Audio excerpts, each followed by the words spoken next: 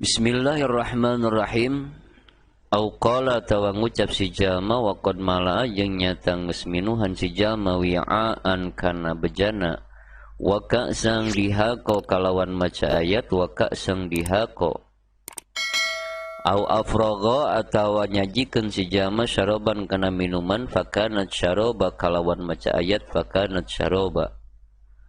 au ingda wajnin atawa dina nalika nimbang au kailin atawa nakar wa idza kaluhum aw wazanuhum yukhsirun kalawan maca ayat wa idza kaluhum aw wazanuhum yukhsirun au ingda ru'yati jam'in atawa dina nalika ningali sagolongan jalma-jalma wa hasyarnahum falam nughadir minhum ahada kalawan maca ayat wa hasyarnahum falam nughadir minhum ahada biqasdil istighfafi kalawan ngamaksud ngarendahkeun awil istihza'i atawa ngaguguyonkeun fil kulli dina sakabehna wa kadza jeung eta nya kitu deui kullu maudiin ari saban-saban tempat istamala anu ngawengku pihi dina itu kullu maudi' naon Al-Qur'anu Al-Qur'an bikos bidzalikal qasdi kalawan eta maksud fa in kana mangkalamun bukti si jalma bi ghairi dzalikal qasdi kalawan salian ti itu maksud fala yakfur maka henteu kufur itu si jalma lakin naqala tetapi nangucap sa Syekhu Ahmad bin Hajarin Syekh Ahmad bin Hajar rahimahullah rahimamuga maparinan rahmat hu ka Syekh Ahmad bin Hajar saha Allah Gusti Allah la tab'adu henteu jauh naon hurmatuhu haramna itu ucapan wa kadza jeung nya kitu deui yakfuru kufur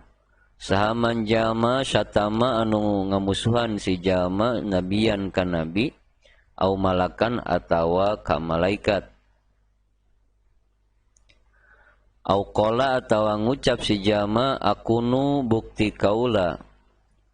kawadan eta jadi germo in solaitu lamun salat kaula au ma asabtu atawa moal keuna kaula khairan kana kahadean mundu solaitu salagi salat kaula awis sholatu atawa ari sholat la tuslihu eta teu ngaluluskeun itu sholat li ka kaula biqasdil istighfafi kalawan ngamaksud ngarendahkeun biha kana itu sholat awil istihza'i atawa ngaguguyonkeun awis tihlali tarkiha atawa ngahalalkeun ninggalkeunana itu sholat awit tasyaumi atawa nganggap bakal jadi situasi anu goreng biha ku sabab itu salat au qala tawa ngucap si jalma li muslimin ka jalma muslim sejen ana ari kaula aduwuka eta musuh anjeun wa aduwu nabiyika jeung musuh nabi anjeun au li syarifin atawa ngucap ka syarif anna ari kaula aduwuka eta musuh anjeun wa aduwu jaddika jeung musuh aki anjeun muridan bari ngamaksud annabiya ka kangjeng nabi sallallahu alaihi wasallam au yakula tawa ngucap si jalma syai'an kana hiji perkara min nahwi hadhil alfadhi tina saumpamana ieu pirang-pirang lapad al-basyi'ati anu banget goreng asyani'ati tegasna banget goreng wa qad ada jeung nyatana geus ngijir saha Syekh Ahmad bin Hajarin Syekh Ahmad bin Hajar wal Qadhi Iyad jeung Syekh Qadhi Iyad rahimahumullahu ta'ala rahimah muga mapanan rahmat huma ka Syekh Ibnu Hajar sareng Syekh Qadhi Iyad insyaallah Gusti Allah taala bari mahalur Allah fi kitabih ma dina kitab Syekh Ahmad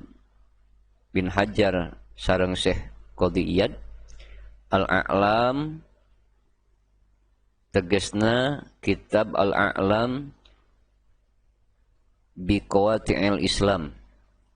wa Syifa sareng kitab Syifa fi Akhlaqil Mustafa asya'an kasiratan kana pirang-pirang perkara anu loba bayam bagi mangka penting naon al-itla'u ningalian alaima kana ieu dua kitab fa innaman mangka saestuna jalma lam ya'rif anu henteu nyaho itu si jalma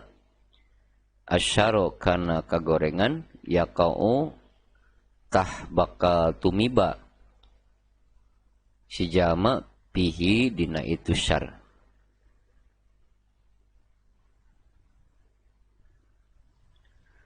Wa hasilu aktsaritil kal ibarati jeung ari hasil tina kalolobaanna itu pirang-pirang ibarat yarji'u eta balik itu aksar ila anna kulla aqdin kana saestuna saban-saban patekadan au fi'lin atawa pagawean au qaulin atawa ucapan ya dulu anu nuduhkeun itu kullun ala istihanati kana ngahinakeun au istighfafi atawa nganggap ngarendahkeun billahi ka Gusti Allah au kutubihi atawa kana pirang-pirang kitabna Allah au rusulihi atawa ka para utusan Allah au malaikati atawa ka para malaikatna Allah au sya'irihi atawa kana pirang-pirang syariat Allah au ma'alimi dinihi atawa kana pirang-pirang urusan agama Allah au ahkamihi atawa pirang-pirang hukumna Allah au wa'dihi atawa kana janjina Allah au wa'idihi atawa kana ancaman Allah kufrun eta jadi kufur au maksiatun atawa maksiat.